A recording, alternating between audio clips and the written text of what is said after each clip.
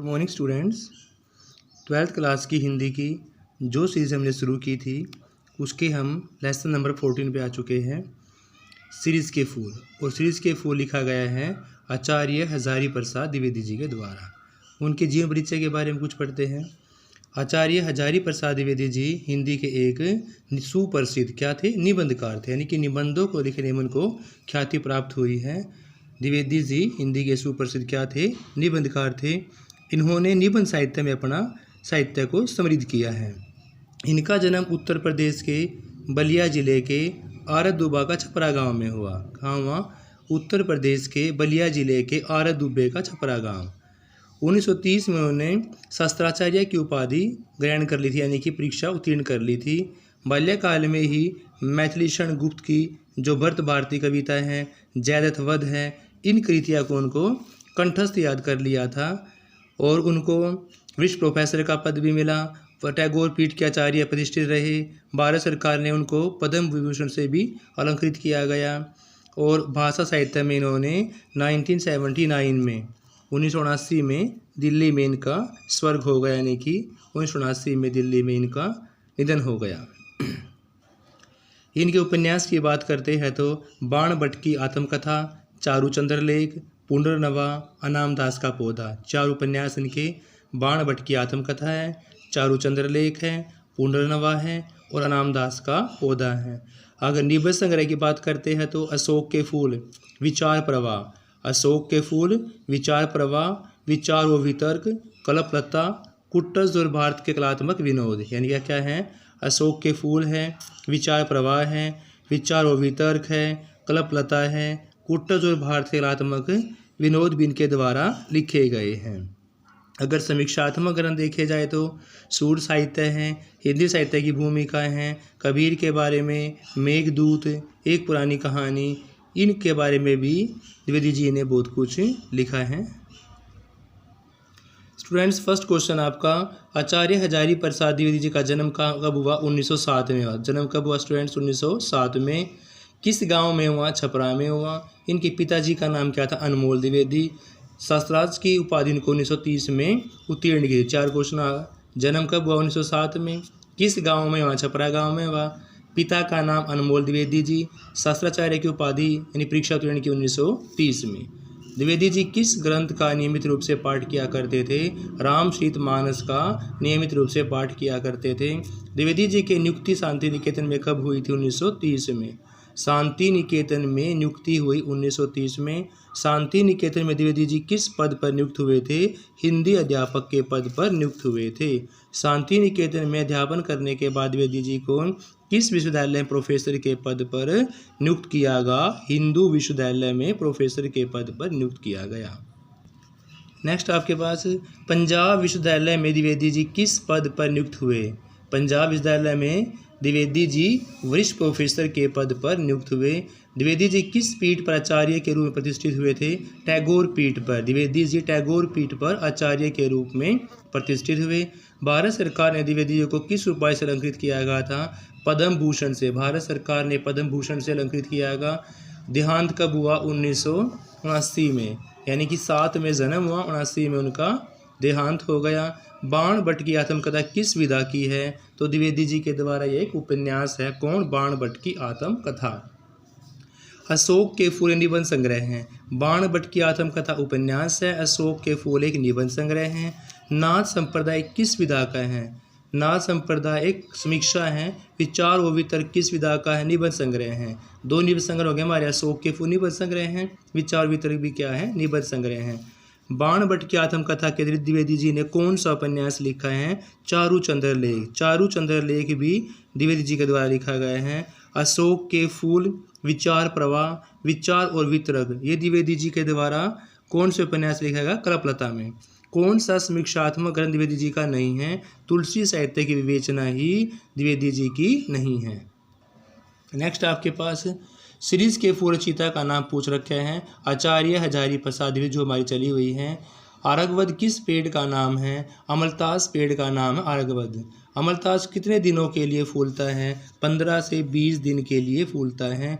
किस ऋतु के आने पर शीरीष लहक उठता है? वसंत ऋतु में जो शीरीष का फूल है वो लहला उठता है। किस महीने पर सीरीज के फूल मस्त बने रहते हैं? आषाढ़ के महीने में। सीरीज की समानता का उपमान है अवधूत। सीरीज को कैसा कहा गया है? कालजयी। सीरीज को कालजयी बताया गया है। सीरीज की डालें कैसी होती है? कमज़ोर होती है।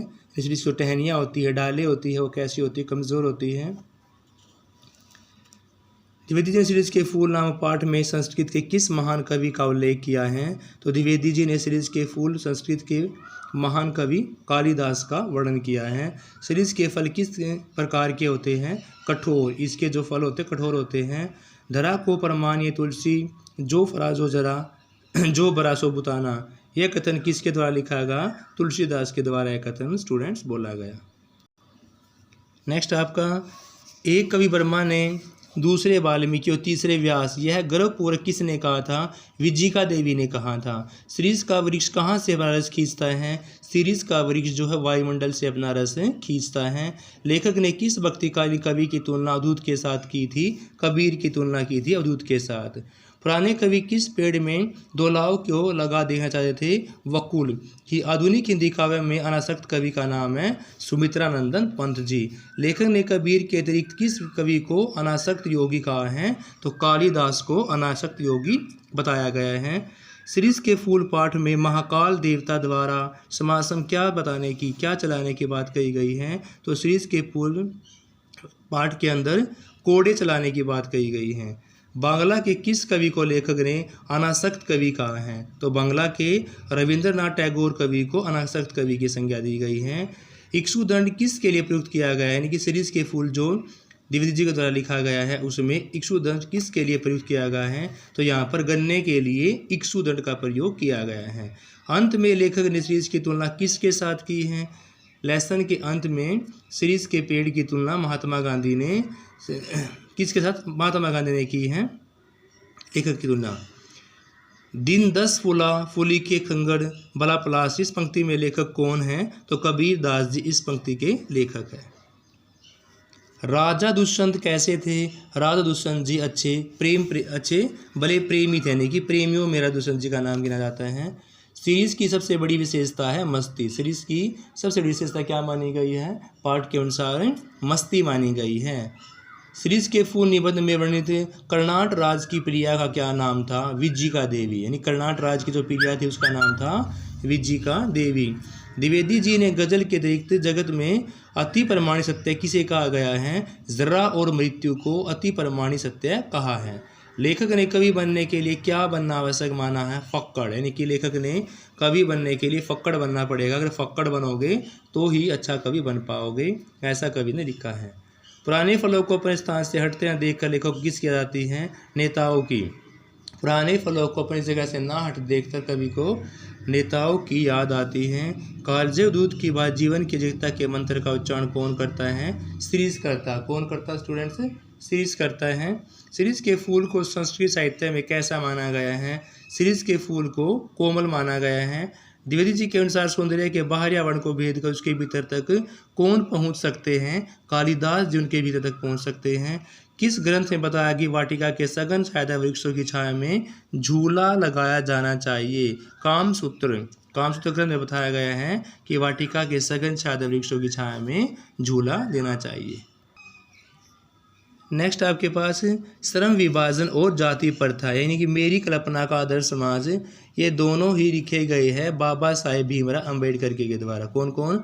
श्रम विभाजन, जाति प्रथा और मेरी कल्पना का आदर्श समाज लिखा गया बाबा साहेब भीमराव अम्बेडकर जी के द्वारा। इनका जन्म 14 अप्रैल 1891 में मध्य प्रदेश के महू में। देखो 3 क्वेश्चन हो गए। जन्म कब हुआ? 14 अप्रैल 1891 में। कहाँ हुआ? मध्य प्रदेश। किस जिले में हुआ? महू जिले में हुआ। इन्होंने अपने शुरू में शिक्षा जो थी आरंभिक शिक्षा भारत में प्राप्त की थी। ये बहुत ही गरीब परिवार से, एक अस्पृश्य परिवार से इनका संबंध था। इनके आजीवन हिंदू धर्म की वर्ण व्यवस्था और भारतीय समाज में जाति व्यवस्था के विरुद्ध संघर्ष करना पड़ा है। यानी कि अम्बेडकर जी ने कानून की उपाधि प्राप्त करने के लिए ही विधि, अर्थशास्त्र में, राजनीति विज्ञान में और अनुसंधान में बहुत सारी जो डिग्रियाँ उन्होंने कोलंबिया विश्वविद्यालय से, लंदन से डिग्रियाँ प्राप्त की थी। और इनका जो स्वर्गवास है वो 1956 में 6 दिसंबर 1956 को दिल्ली में इन महान समाजशास्त्री का देहांत हो गया। इनके द्वारा बहुत सारी कविताएं लिखी गई हैं। The costume in India, their mechanisms, genetics and development 1917 के अंदर प्रकाशित की गई थी। हु आर दे 1948 में, हु आर सुधराज 1946 में, बुद्ध एंड हिज धम्मा 1957 में, और the evolutions of provisional finance in British India, इसे PhD प्राप्त की थी। इस प्रकार इन्होंने बुद्धिज्म सैंड की उम्र 1956 में लिखी। मूक नायक, बहिष्कृत भारत, जनता, ये पत्रिका भी इनके द्वारा निकाली गई थी। बाबा साहेब अम्बेडकर संपूर्ण पांडव्य में 21 खंडों में प्रकाशित हो चुका था, यानी कि पूरा का पूरा जो गद्य शास्त्र था वो सारा 21 खंडों में प्रकाशित करवाया गया। स्टूडेंट्स, हमारा फर्स्ट क्वेश्चन है श्रम विभाजन जाति प्रथा के लेखक का नाम पूछा हुआ है। तो इनके लेखक का नाम है students doctor Bhimrao Ambedkar ji. Doctor Bhimrao Ambedkar ji का जन्म कब हुआ था? 14 अप्रैल 1891 में। कहाँ पर हुआ था? महू में हुआ था। किस राज्य में हुआ? मध्य प्रदेश में हुआ था। किस प्रकार के परिवार में हुआ? अस्पृश्य परिवार में हुआ। यानी कि जन्म कब हुआ? 14 अप्रैल 1891 में। कहाँ हुआ? महू में। किस राज्य में? मध्य प्रदेश में। परिवार किस में हुआ? अस्पृश्य परिवार में। आरंभिक शिक्षा कहाँ की? भारत में की। उच्च शिक्षा के सबसे पहले कहाँ गए? न्यूयॉर्क के अंदर गए, और न्यूयॉर्क के बाद उन्होंने कहाँ उच्च शिक्षा प्राप्त की? लंदन में की। पहले न्यूयॉर्क के अंदर की, फिर कहाँ की? लंदन में की। किन विश्वविद्यालय ने डॉक्टर भीमराव अम्बेडकर को विधि अर्थशास्त्र और राजनीति विज्ञान में डिग्रियाँ प्राप्त करवाई थी? कोलंबिया विश्वविद्यालय और लंदन स्कूल ऑफ इकोनॉमिक्स ने। किस समाज से डॉक्टर अम्बेडकर का मोह भंग हो गया था? हिंदू समाज से। डॉक्टर अम्बेडकर कब बौद्ध धर्म के अनुयायी बने थे? 14 अक्टूबर 1956 को बौद्ध धर्म के अनुयायी बन गए थे। डॉक्टर अम्बेडकर के साथ कितने लोग बौद्ध धर्म के अनुयायी बने? कम से कम 5 लाख लोग जो हैं उनके साथ ही बौद्ध धर्म के मतानुयायी बन गए थे। डॉक्टर अम्बेडकर किस महान कवि से प्रभावित हुए थे? कबीरदास जी से वो प्रभावित हुए। उनका देहांत 6 दिसंबर 1956 को, 6 दिसंबर 1956 को जन्म हुआ 1891 में और मृत्यु 1956 में की हुई। डॉक्टर भीमराव अम्बेडकर जी किसके निर्माण में योगदान दिया था? भारत के संविधान को तैयार करने में अपना योगदान दिया। भारत सरकार के कल्याण मंत्रालय ने बाबा साहेब अम्बेडकर के संपूर्ण पांडव्य को कितने भागों में विभाजित किया गया है? 21 भागों में। भीमराव की रचना जेनेसिस और डेवलपमेंट का प्रकाशन कब हुआ? 1917 में। अनटचेबल हु आर दे प्रकाशन किस वर्ष में? 1948 में। बाबा भीमराव अम्बेडकर द्वारा रचित बुद्ध एंड हिज धम्मा का प्रकाशित कब हुआ? 1957 में। हु आज राज का प्रकाशन कब हुआ? 1940 में। थॉट्स ऑन लिंग्विस्टिक स्टेट्स का प्रकाशन कब हुआ? 1955 में। भीमराव अम्बेडकर द्वारा रचित प्रॉब्लम्स ऑफ द रूसी का प्रकाशन कब हुआ? 1923 ईस्वी में इनका प्रकाशन हुआ। नेक्स्ट है rise and fall of the Hindu humans का प्रकाशित कब हुआ? 1965 में। एलिगेशंस ऑफ कास्ट का प्रकाशन हुआ 1936 में। डॉक्टर अम्बेडकर द्वारा रचित लेबर एंड पार्लियामेंट डेमोक्रेसी का प्रकाशन हुआ 1943 में। सामूहिक जीवन चर्चा की एक रीति और समाज में सम्मिलित अनुभव के आदान प्रदान का लोकतंत्र के बारे में लिखा गया था। जाति प्रथा व्यक्ति को जीवन भर के लिए किस में बांध देती है? एक ही व्यवसाय के अंदर बांध देती है। लेखन ने भारत समाज बेरोजगारी और भूखमरी का क्या कारण बताया है? जाति प्रथा ही बताया गया है। अम्बेडकर ने दूध और पानी के मिश्रण की तुलना किससे की थी? भाईचारे से की थी। लेखन ने काल्पनिक जगत की वस्तु किसे कहा गया? समता को। समता को एक काल्पनिक वस्तु बताया गया है। कुछ व्यक्तियों को दूसरे लोगों द्वारा निर्धारित व्यवहार और कर्तव्यों का पालन करने के लिए दासता कहलाता है। स्वतंत्रता है, समता है, भातृता है, इन सब का अम्बेडकर जी ने कैसा समाज कहा है? इन सभी को एक आदर्श समाज बोला गया है। नेक्स्ट आपका लेखक के अनुसार इस युग में किसके पोषकों की कमी नहीं है? जातिवाद के पोषकों की कमी समाज में नहीं है।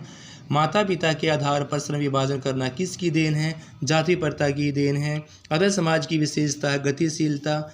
इस युग में जातिवाद क्या है? एक विडंबना है। बाबा साहेब अम्बेडकर किस प्रकार के समाज की कल्पना की थी? एक आदर्श समाज की कल्पना की थी। वास्तविक रूप से किसके मिश्रण की बातें कहा है? दूध और पानी के मिश्रण की बातें। लेखक के अनुसार दासता का संबंध किससे नहीं है? कानून से दासता का संबंध नहीं है।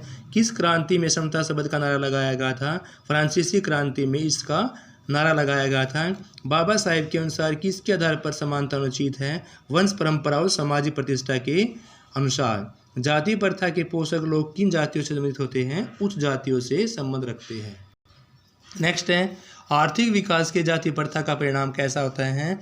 आर्थिक विकास के जाति प्रथा का परिणाम हानिकारक ही होता है। श्रम के परंपरागत तरीकों में किस कारण से परिवर्तन हो रहा है? आधुनिक तकनीक के कारण जो श्रम के परंपरागत तरीके पीछे चले आ रहे उनमें परिवर्तन करना पड़ रहा है। पेशा परिवर्तन की अनुमति न देकर जाति प्रथा भारत में किसका प्रमुख और प्रत्यक्ष कारण बनी हुई है? बेरोजगारी का।